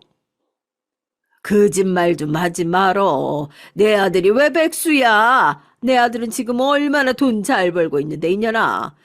네가 우리 아들 돈 갖다 써버렸지? 응? 지가 펑펑 다 써버리고 우리 아들 등에 빨대 꽂고 살면서 뭐라고? 내 아들이 백수야? 어디서 그런 헛소리를 짓거려? 남편은 사업 망하고 백수로 빈둥거리고 있다가 어디서 화투판이나 벌어졌다고 하면 거기까지 원정 가서 몇 날 며칠 화투를 쳤어요. 시아버지와 다시 만나 아예 손을 잡고 원정 도박을 다니는 모양이더라고요. 그런데 또 꼴에 자기 어머니에겐 그런 사실들을 말하기 싫었던 모양이더라고요. 그래서 시어머니는 제 남편이 아직도 망한 지 몇 년도 더 된 그 청소업체 사장인 줄로 굳게 믿고 계신 것이었습니다. 게다가 어머니는 60대 후반부터 가끔씩 마치 다른 사람이 된 듯 저와 우리 딸들에게 화를 내시고 헛소리를 짓거리셨어요. 그래서 제 딸들은 할머니가 갑자기 변했다고 하면서 점점 할머니와 거리를 두게 됐습니다. 우리 딸들도 그때 한참 사춘기여서 사실 중간에서 고래 싸움에 새우등 터진 것은 저였지만 말이죠. 이쯤 되면 제가 얼마나 답답하고 속이 상했는지 아시겠죠? 딸들은 할머니 집에는 절대 안 가겠다고 난리였습니다. 추석 때나 설에도 집에 있거나 친구 만나러 나간다고 하면서 할머니 댁에는 아예 발길을 끊게 됐어요. 그랬더니 시어머니는 명절인데 손녀들이 왜 안 오냐면서 또 저에게 화풀이를 하시는 겁니다. 얘야, 며느라, 올해 추석 때는 왜 우리 강아지들을 안 오는지 아니? 혹시 너 우리 손녀들 어디다 떼어버리고 왔냐, 이년아? 어떻게 이 할머니랑 손녀 사이를 떨어뜨려 놓으려고 하는 거야? 너 같은 년은 내 며느리도 아니다. 그냥 마녀 같은 년이야, 이 못된 년. 아니에요, 어머니. 왜 저한테만 그러세요? 그 애들이 이제 다 커서 추석 때 할머니 댁에 오지 않겠대요. 그리고 어머니가 자꾸 이상한 말씀만 하시니까 애들이 어머니를 싫어하잖아요. 안 되겠어요. 저랑 같이 병원에 가봐요. 병원을 내가 왜 가? 이년 이젠 날 미친 사람 취급까지 하네. 이 못된 년. 네가 먼저 죽어봐라 이년아. 어? 이렇게 어머니는 저를 온갖 욕을 내뱉으시면서 급기야 어느 날 저를 마구 때리기까지 하셨어요. 전 아무 이유 없이 맞고만 있을 수가 없었죠. 어머니가 달려들자 팔로 맞고 어머니를 제압하고는 정말 병이 아닌가 하는 의심이 들었습니다. 그래서 싫다고 발버둥 치는 어머니를 모시고 정신과에 갔죠. 그랬더니 의사 선생님께서 청천벽력 같은 소식을 들려주셨습니다. 세상에 저희 시어머니가 치매가 매우 많이 진행된 상황이라는 것이었어요. 전 이 소리를 듣고 하늘이 무너지는 것 같았습니다. 생각해 보세요. 남편은 백수에다 시아버지랑 한 팀이 되어 원정 도박단이죠. 시어머니는 60대 후반에 치매가 진행됐죠. 게다가 제 딸들은 중2병 걸린 사춘기가 됐으니 제 속이 정말 속이 아니었어요. 그때 저도 슬슬 황혼기가 오고 있던 중이었는데 하도 남편과 시부모님들한테 시달리고 속이 썩어 갱년기가 다른 사람들보다 더 일찍 왔습니다. 40대 초중반에 이미 갱년기 증상이 시작되기 시작한 것이었죠. 여자분들은 다들 아시겠지만 갱년기라는 게 정말 사람 잡을 만한 것이더라고요. 한겨울에도 자다가 더워서 벌떡 일어나고 이상하게 밤에 잠도 잘 안 오고요. 그리고 애들에게도 마냥 잘해줄 수가 없더라고요. 아이들이 말을 안 듣기 시작한 후부터 저도 조그만 일에도 화를 벌컥 내게 됐습니다. 애꿎게 아이들에게 화풀이도 많이 했고요. 지금은 저도 애들에게 그랬던 제가 부끄럽고 미안한 마음이 들어요. 그뿐만이 아닙니다. 골다공증 때문에 관절염까지 생기더라고요. 40대 초중반에 관절염 진단을 받으니 참 기가 막히더라고요. 아직 40대면 한참 건강해야 하고 일해야 될 나이인데 남편은 저렇게 정신을 못 차리고 백수로 지내고 시아버지는 몇 년 만에 훌쩍 나타났다가 남편에게 돈 뜯어가고 집안이 이러니 뭐 제가 아픈 게 어쩌면 당연한 수순이었을지도 모르겠어요. 남편은 시아버지의 성화에 대출까지 끌어다가 노른 빚을 5, 6천이나 졌더라고요. 저에게 말도 하지 않은 채로 말이죠. 이런 상황에서 어떻게 저라고 제정신으로 살 수 있었겠어요. 저 역시 답답하고 속이 썩어 나가더라고요. 이렇게 심란한 상황에도 남편은 제 취업 같은 건 아예 생각하지도 않고 그저 집에서 빈둥거리고 놀기만 하더라고요. 아직 50도 안 되었는데 사업하던 거 다 말아먹고 집에만 있는 남편을 여러분들은 그냥 두고만 보실 수 있으시겠어요? 애들은 아직 중학생, 고등학생인데요. 전 처음엔 남편을 달래도 보고 이혼하겠다고 싸우기도 많이 했습니다. 하지만 변하지 않는 남편에게 기대하는 마음이 점점 없어져 가기 시작했죠. 저라도 어떻게든 뭐라도 해야겠다 싶었어요. 그런데 문제는 저도 경력 단절녀라는 것이었습니다. 결혼 전엔 잘 나가던 광고회사에 다녔었지만 애들 낳고 시어머니는 애 봐주기 싫다고 하시고 친정엄마에게 맡기려니까 친정엄마는 일을 하고 계셨으니까요. 도저히 엄마에게 일 그만두고 제 애 봐달라고 할 수가 없었죠. 어쩔 수 없이 일 그만두고 애들만 키운 지가 15년이 다 되어가네요. 그동안 날씬했던 몸은 펑퍼짐한 아줌마가 되어 있었으니 어디 나가서 일을 할 자신이 없어졌습니다. 그래도 목구멍이 포도청이라 이력서를 써서 사이트에 올리고 서류에 합격되어 면접을 보러 갔어요. 그러나 제 얼굴과 외모를 본 면접관들은 말없이 불합격 통보를 주더군요. 아니 그냥 불합격했다고만 말하는 사람들은 그래도 나아요. 이번 회사의 면접은 면접을 보는 자리에서 저에게 이런 막말을 하더라고요. 솔직히 이 정도 경력에 그런 얼굴과 몸매는 광고회사에서 일하기 힘드네요. 다른 일자리 알아보시죠. 격리 같은 거 있잖아요. 아니면 동네 아르바이트? 아니, 안 뽑을 거면 그냥 불합격했다고 통보하면 되지. 이렇게 대놓고 앞에서 사람 망신 주는 건가요? 됐어요. 나도 이딴 거지 같은 회사에서 일하고 싶은 마음 요만큼도 없네요. 참 재수가 없으려니까. 그렇게 면접을 가서 사람들에게 상처받고 한동안 집안에 틀어박혀 지냈습니다. 계속 회사 알바나 면접에서 떨어지니까 저까지 이상해질 지경이더라고요. 하지만 전 불굴의 의지로 참아냈습니다. 참고 있다 보면 좋은 날 오겠지. 남편이 다시 돈을 벌어오지 않을까. 이런 행복 회로를 돌리면서 겨우겨우 버티고 살았죠. 그러면 안 되는 거였는데 말이죠. 제 속은 점점 더 썩어가기 시작했습니다. 그 마음의 병이 몸의 증상들로 나타났는지 어느 날 열이 많이 나고 몸이 이유 없이 여기저기 아픈 거예요. 전 갱년기 증상이려니 해서 대수롭지 않게 넘어갔습니다.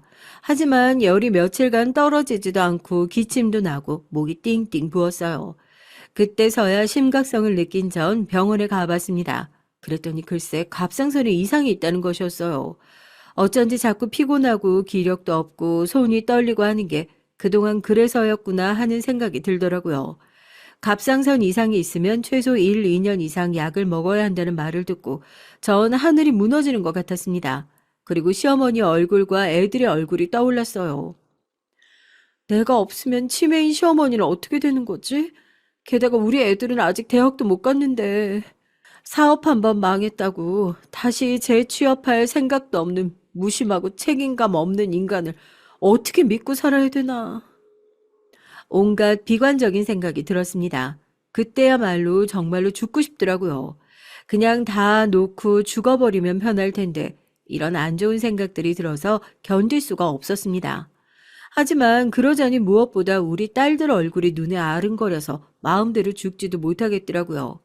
남편이 계속 저렇게 정신 못 차리고 되는 대로 사는데 저까지 없으면 우리 애들 방치되어서 결국은 보육원에 가게 될 것 같은 거예요. 그런 무서운 생각이 들자 저절로 주먹이 꼭 쥐어지고 이를 악물고 살아야 되겠다는 생각이 들었습니다.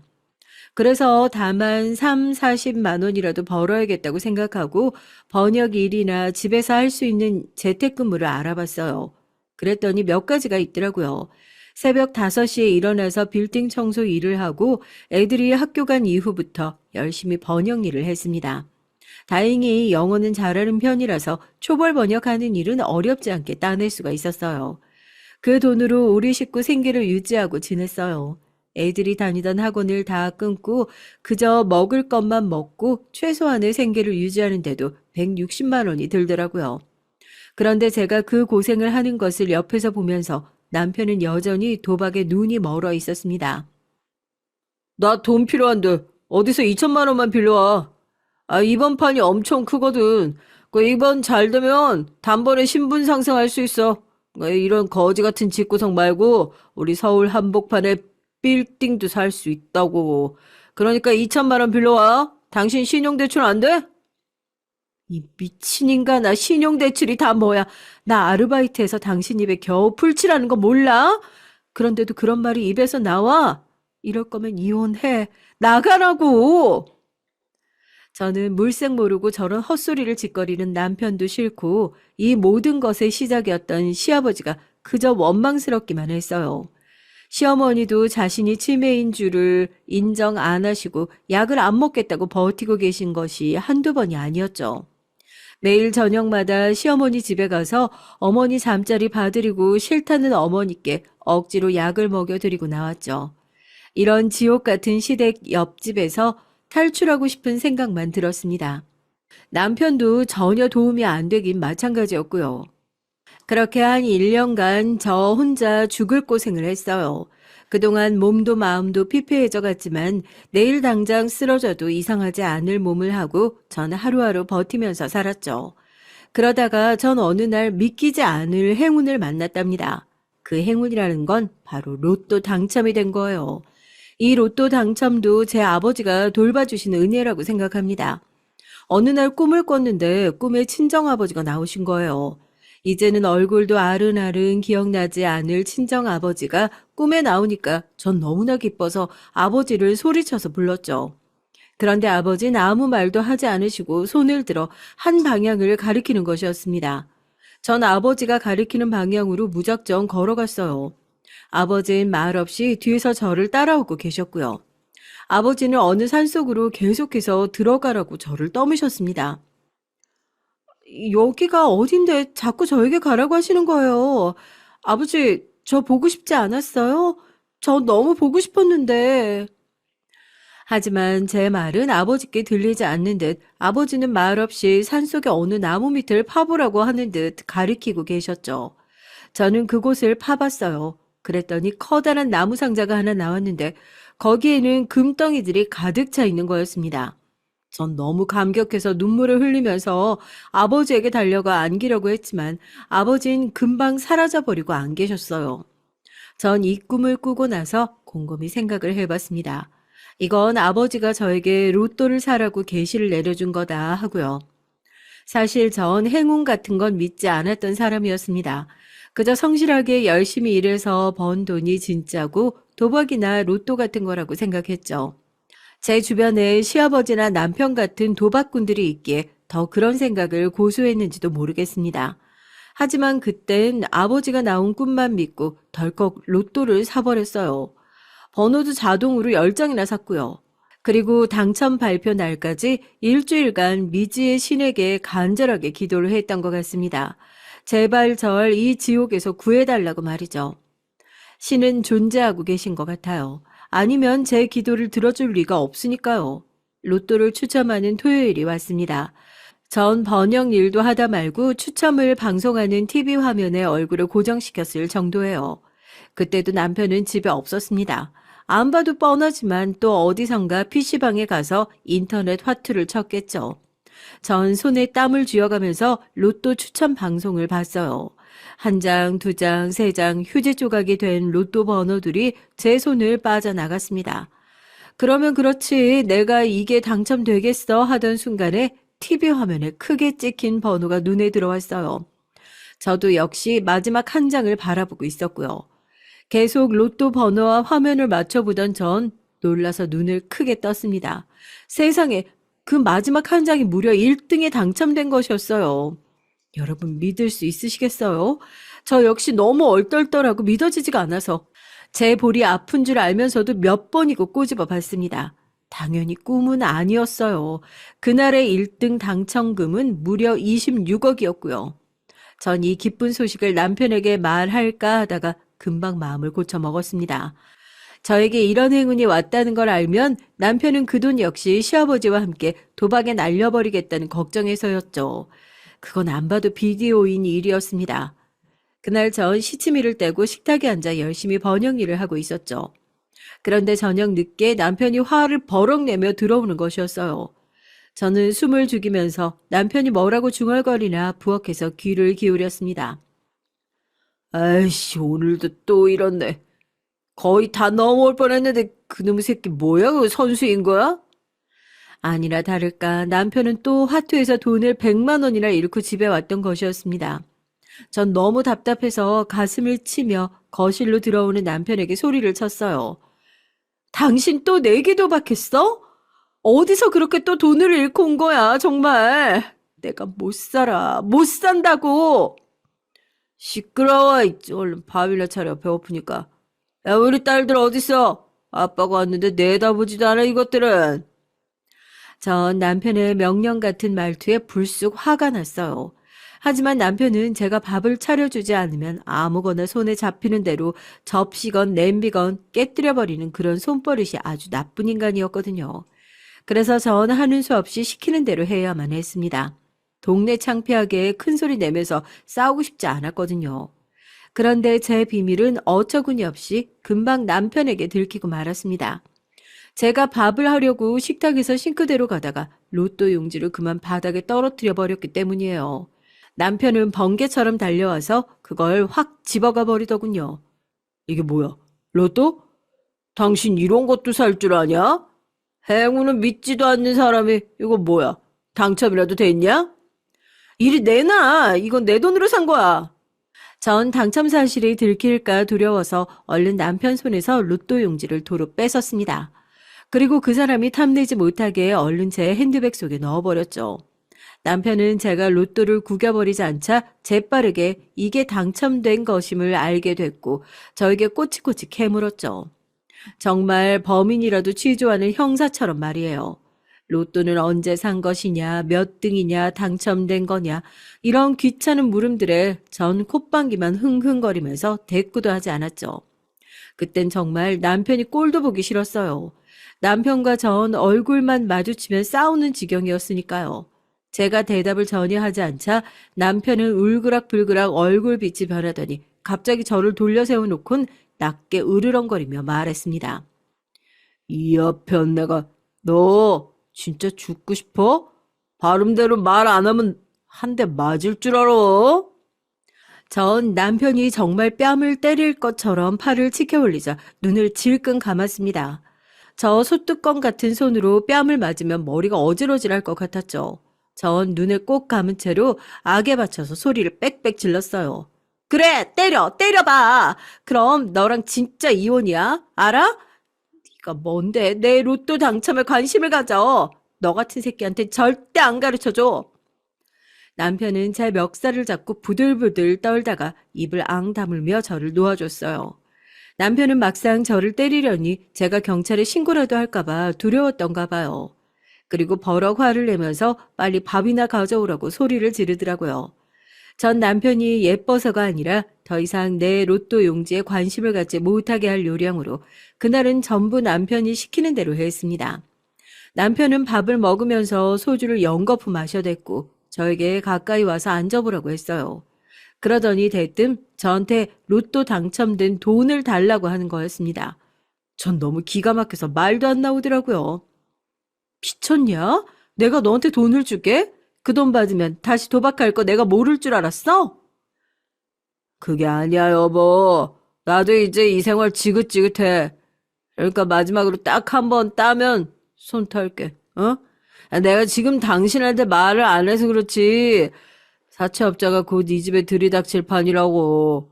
당신 설마 내가 돈 못 갚아서 장기라도 팔길 바래? 남편은 술에 취한 모습이었지만 그 눈을 보니 간절함이 좀 묻어 있었어요. 전 마지막으로 한 번만 더 속는 셈 치고 남편에게 빚이 전부 해서 얼마냐고 물었죠. 그랬더니 남편이 도박으로 진 빚만 거의 1억이 된다는 거예요. 전 정말 열이 받아서 그 자리에서 쓰러질 뻔했지만 겨우겨우 마음을 추스리고 말했습니다.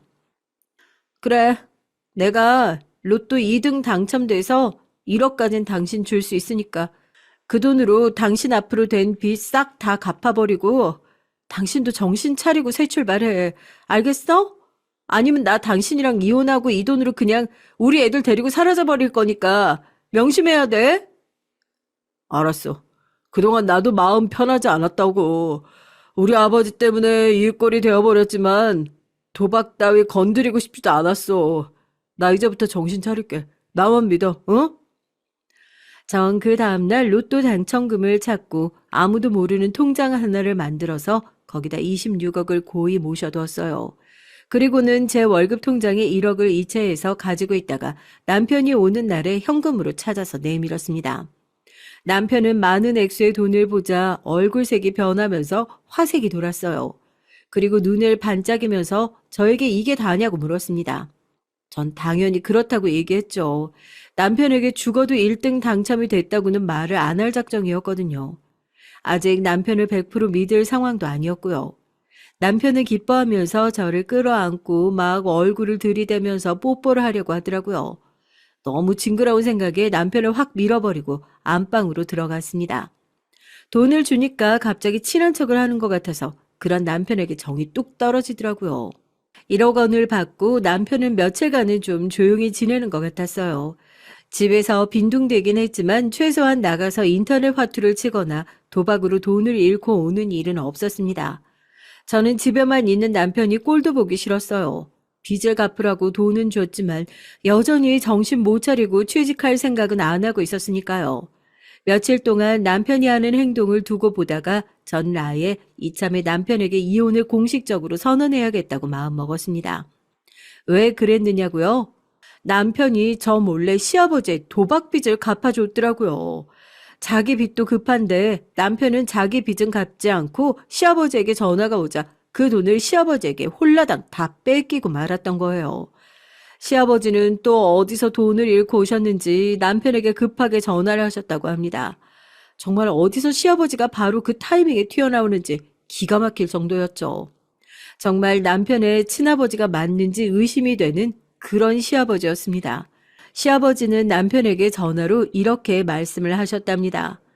예, 진호야. 내가 지금 사채업자한테 쫓기는 중인데 그 사람들한테 잡히면 나 그냥 죽어. 그러니까 내가 말하는 곳으로 네가 갖고 있는 돈 전부 인출해서 가지고 나와. 알았지? 아니면 이 아버지 비명에 간다. 아버지 좀 살려줘. 어? 아버지 어디에요? 아, 또 선수들한테 작업당하신 거예요?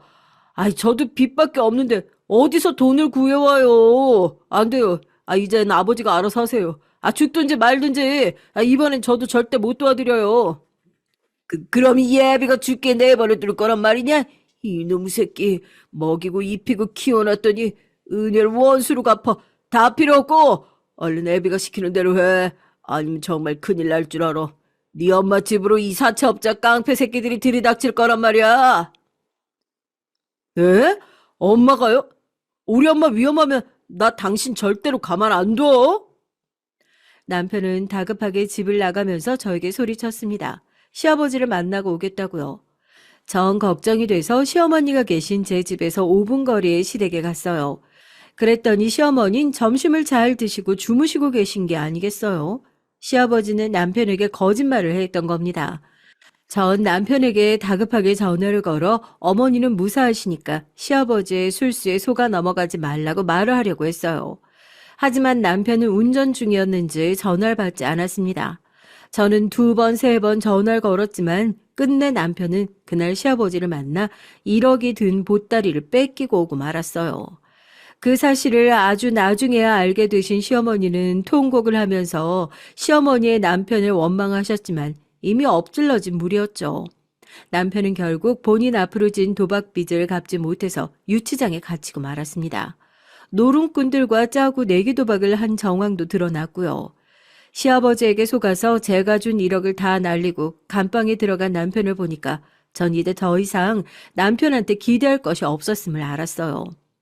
그래서 당장 친정 어머니를 찾아가 남편과 이혼하겠다고 말했습니다. 이젠 나도 지쳐. 더 이상 이 인간이랑 못 살겠어, 엄마. 저 그 인간하고 이혼해야겠죠? 이혼하는 게 맞겠죠? 그래. 어떻게든 우리 손녀들이랑 너는 내가 먹여 살릴 테니까 걱정 말고 이혼해. 정서방 그 사람 처음엔 사람 좋아 보였는데 어떻게 그렇게 하루아침에 망가지니? 도박이라니. 네 시아버지도 그렇고 정서방도 그렇고 다신 만나서는 안 될 사람들이구나. 그냥 시어머니랑 너희 집 다 정리하고 우리 집에 들어와서 살자.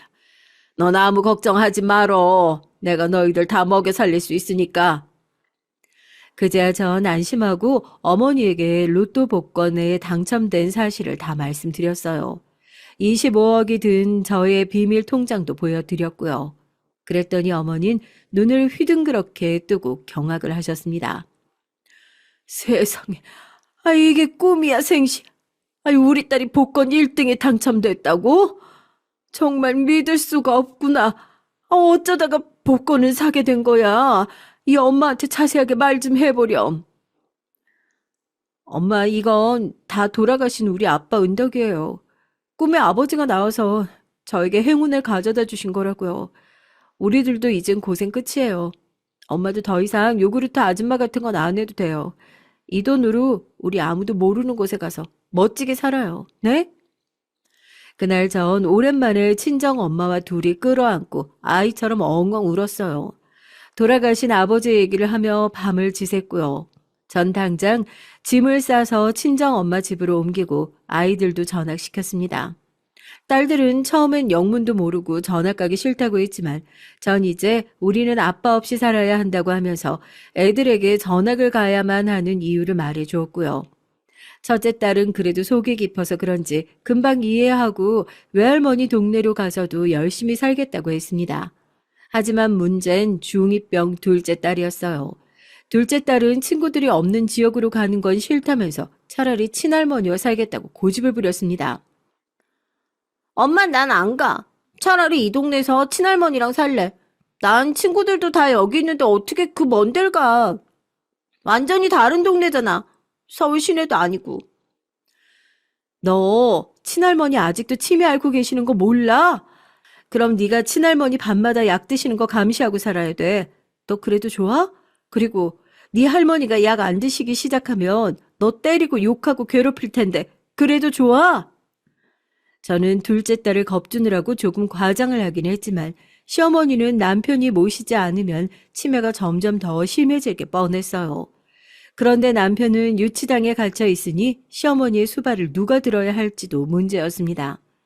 둘째 딸은 제가 그런 말을 하자 전학 안 가겠다는 소리가 쏙 들어가 버렸죠. 아무리 그래도 치매인 시어머니를 어린 딸에게 맡길 수도 없지만 말이에요. 생각한 끝에 저는 낮 동안 시어머니를 요양보호소에 넣고 저녁엔 간병인을 써서 시어머니를 돌봐드리기로 했습니다. 시아버지와 남편은 밉지만 시어머니에겐 무슨 죄가 있겠어요. 그러니 전 어머니에게만큼은 냉정해지고 싶지 않았습니다.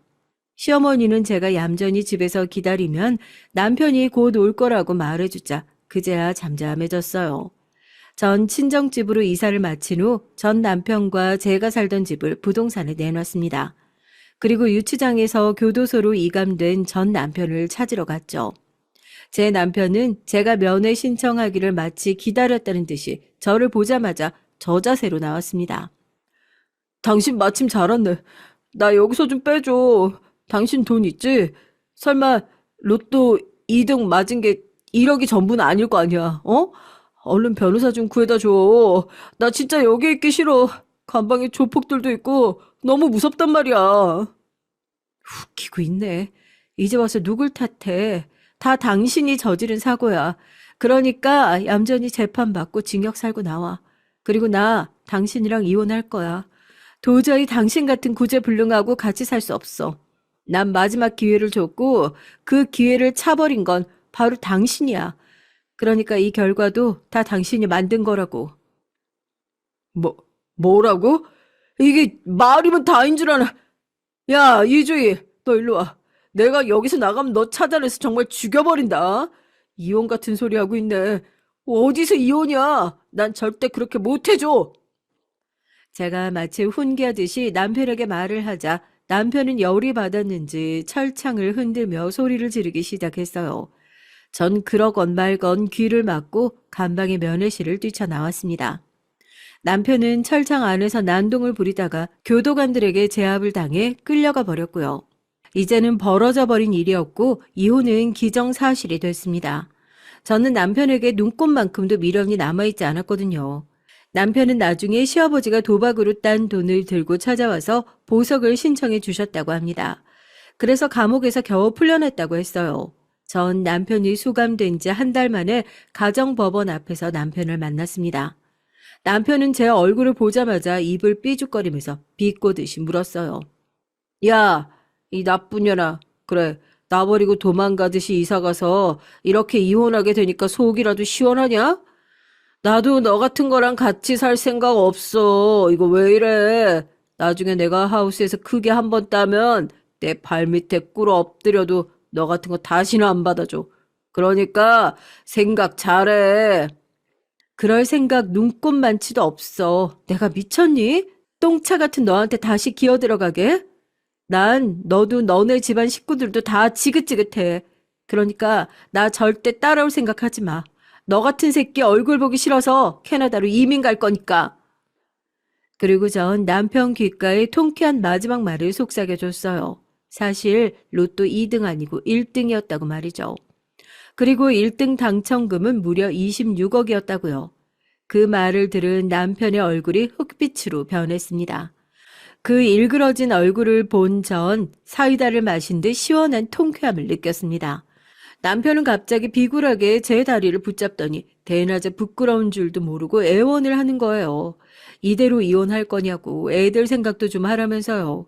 돈이 세상 무섭긴 무서운 모양이에요. 방금까지 저한테 욕을 퍼부으면서 당당하던 남편이 돈 26억 때문에 제 발밑에 엎드려서 제발 이혼만은 하지 말아달라고 싹싹 빌고 있는 것이 통쾌하면서도 씁쓸한 생각이 들었습니다.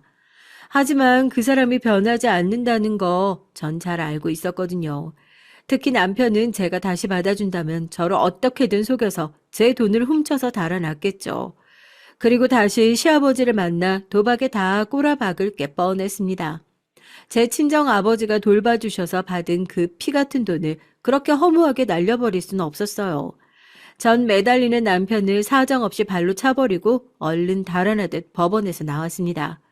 그것만으로 전 그 지긋지긋하던 남편과 시댁 인간들의 틈에서 무사히 빠져나올 수 있었습니다. 전 지금 그 당첨금 26억을 어떻게 해야 할까 고민 중에 있어요. 일단 이자가 가장 센 은행에 정기예금 넣어놓고 이자를 받아서 살고 있긴 해요. 하지만 돈이 너무 많아도 고민이 되긴 하더라고요. 벌써 전 남편이 저에게 다시 돌아와 달라고 난리예요. 전 핸드폰 번호도 바꾸고 저희 친정엄마 집도 이사를 했습니다. 하지만 어떻게 알았는지 전 남편은 끈질기게 저한테 협박 문자를 보내고 받으면 끊어버리는 무서운 전화를 걸고 있어요. 이런 것도 요즘은 스토킹 처벌법으로 신고가 된다고 하던데 여차하면 전 남편을 신고해버릴까도 생각하고 있습니다. 여러분들 제 얘기 어떠셨나요? 로또 당첨이 되는 행운은 살면서 벼락을 맞을 확률보다 희박하다고 해요. 그러나 전 그런 행운이 제 인생에 찾아왔습니다. 이제 저도 좀 새 삶을 즐기면서 살 생각이에요. 남편의 사업이 망한 이후부터 좋은 일이라고는 하나도 없었는데 드디어 제 불행했던 인생에도 볕이 들어오게 된 것 같습니다. 전 지금도 제 돌아가신 친정 아버지께 감사해요. 저희 아버지가 꿈에 나오시지 않았담 전 아직도 치매인 시어머니를 모시면서 남편을 닥달하고 시아버지에게 돈을 뜯기면서 불행해하고 있었을 테니까요. 저의 길고 긴 얘기는 여기에서 끝을 맺을게요. 여러분, 제가 마냥 착하게만 살진 않았어요. 하지만 아버지가 저를 불쌍하게 여기셔서 저에게 새로운 인생을 시작하라고 복권 당첨을 내려주셨다고 생각합니다. 그러니까 앞으로는 다른 불쌍한 사람들에게 베풀기도 하고 제 딸들도 잘 키우면서 제게 열린 제2의 삶을 살아가려고 합니다. 그러니까 여러분들도 저에게 응원 한마디씩 보태주셨으면 좋겠어요. 비도 오고 날씨가 많이 쌀쌀해졌어요. 청취자분들 감기 조심하시고요. 저희 두서없는 긴 얘기 들어주셔서 정말 감사드립니다. 여러분들 가정에도 행복 많이 가득하시길 바랄게요.